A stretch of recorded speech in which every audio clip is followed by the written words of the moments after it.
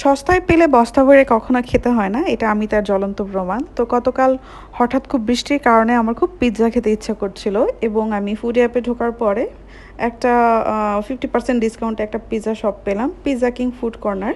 তো সেখানে দেখলাম 12 ইঞ্চি পিৎজার দাম ছিল 224 টাকা, একটা বারবিকিউ চিকেন পিৎজা। তো আমি হুট করে অর্ডার করার পরে ডেলিভারি চার্জ সহ আসলো 280 টাকা। পিৎজাটা আমি খাওয়ার পর লিটারেলি আমার এত ডিসঅ্যাপয়েন্টেড ফিল হয়েছিল। ক্রাস্টটা এত থিন আর এত ঠান্ডা ছিল, পরে আমি ওভেনে গরম করার পরেও একটুও ভালো লাগেনি। আর সসটা একদম আমাকে একটা পলি ব্যাগ দিয়ে দিয়েছিল, যেটা আমাকে আনহাইজেনিক মনে হয়েছে।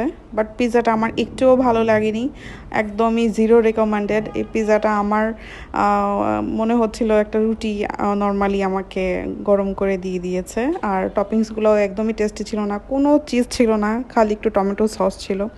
সো একদম জিরো রিকমেন্ডেড একটা পিৎজা, আমি আর কখনো খেতে চাই না। সো আর খাবো না এই পিৎজাটা। এই তো।